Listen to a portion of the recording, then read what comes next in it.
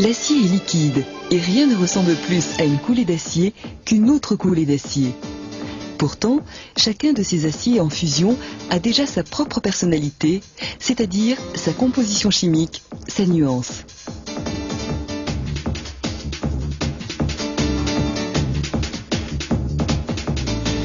On part de minerai de fer que l'on transforme d'abord en fonte liquide. On convertit ensuite cette fonte en acier liquide. Le principe est le suivant. Le minerai de fer est préparé dans une usine d'agglomération, puis fondu dans un haut fourneau avec du coke. C'est du haut fourneau que l'on obtient la fonte. Cette fonte passe dans un convertisseur. C'est alors que l'on obtient l'acier liquide. Un acier qui est ensuite affiné et mis à la nuance exacte commandée par le client. Le composant principal de l'acier, c'est le fer. Le fer n'existe pas à l'état pur dans la nature. On part donc du minerai de fer. Le minerai de fer est une roche qui contient parmi d'autres minéraux une forte proportion d'oxyde de fer, c'est-à-dire du fer qui est combiné avec de l'oxygène, et pour extraire le fer de son minerai, il faudra séparer le fer de l'oxygène et éliminer les autres minéraux. Mais avant, on va préparer le minerai sur la chaîne d'agglomération. Sur la chaîne d'agglomération, le minerai est broyé, calibré, puis cuit. On obtient ainsi une sorte de gâteau poreux et rigide qui est formé de grains agglomérés, agglutinés.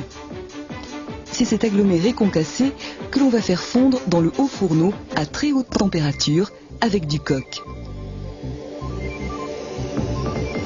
Le coke est un combustible puissant fabriqué à partir du charbon.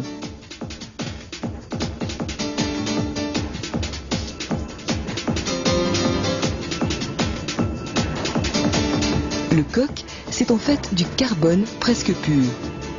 Et c'est ce carbone qui va nous permettre de séparer le fer de l'oxygène. On achemine le coke et l'aggloméré vers le haut fourneau.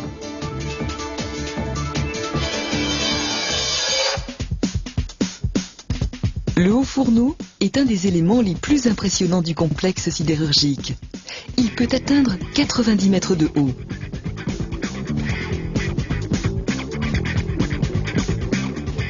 Le minerai aggloméré et le coke sont chargés en couches alternées dans la partie supérieure du haut fourneau. La proportion est de 5 doses de minerai pour une dose de coke et chargement et dosage sont automatisés. Dans le bas du haut fourneau, on insuffle de l'air chaud à presque 1200 degrés. Cela provoque la combustion du coke qui va entraîner la fusion du minerai. Dans le haut fourneau, l'union entre le fer et l'oxygène est brisée par le carbone qui a une très forte attirance pour l'oxygène. Ainsi, grâce au carbone contenu dans le coke, on a isolé le fer. À la sortie du haut fourneau, on recueille de la fonte liquide à 1500 degrés. La fonte est un mélange de 96% de fer et de 4% de carbone. Ce carbone provient de la petite part de coke qui n'a pas brûlé. Un acier ne contient pas plus de 1% de carbone. Ainsi, à la sortie du haut fourneau, on est encore à plus de 4%. Ce n'est pas encore de l'acier, c'est de la fonte. Avec une tonne de minerai, on fait 600 kg de fonte. Le reste est transformé en gaz et en résidus liquides qui vont se solidifier. La fonte va à l'acierie. La fonte est transportée à chaud dans des wagons spéciaux. Arrivée à l'acierie, elle est reversée dans une énorme cuve que l'on appelle poche. Cette poche est acheminée jusqu'au convertisseur. C'est une espèce de marmite géante où l'on convertit la fonte en acier. Sur le lit de ferraille, on verse la fonte liquide. On insuffle ensuite de l'oxygène pour brûler la plus grande partie du carbone et des impuretés qui sont contenues dans la fonte. Le bain est à 1600 degrés. À la sortie du convertisseur, on obtient de l'acier que l'on baptise acier sauvage, car à ce stade, il n'est pas tout à fait fini et n'est pas à la nuance souhaitée.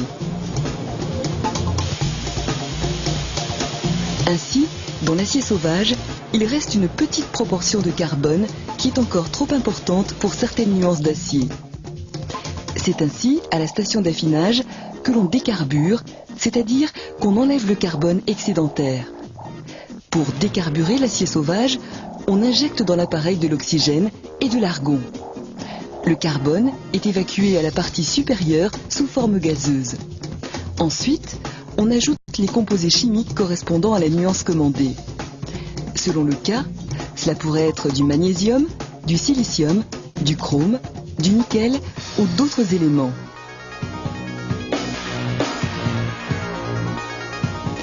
Au moment de l'affinage, tout est finement contrôlé.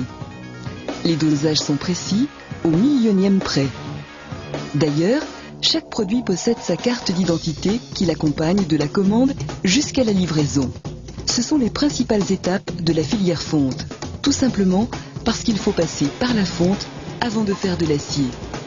Avec 1 tonne de fonte, on fait 1 tonne 100 d'acier. Nous venons d'élaborer l'acier liquide.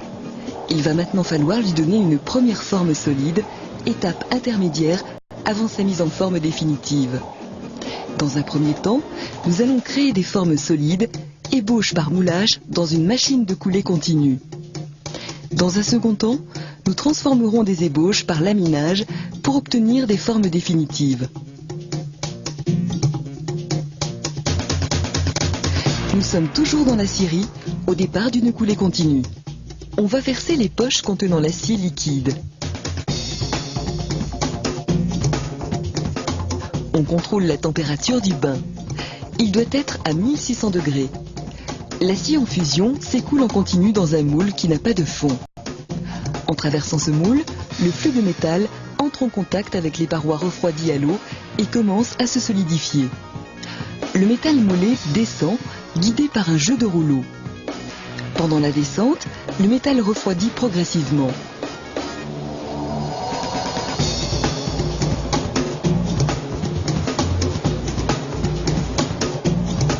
Lorsqu'il arrive à la sortie, il est solidifié à cœur. Le produit est immédiatement sectionné à la longueur souhaitée.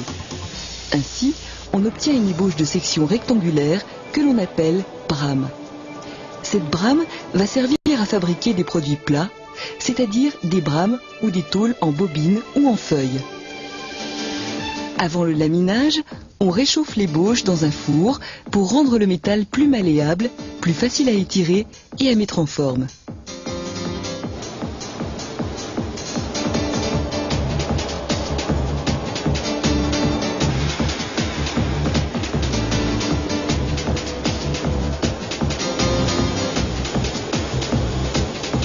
L'ébauche qui vient de réchauffer passe entre les cylindres du laminoir.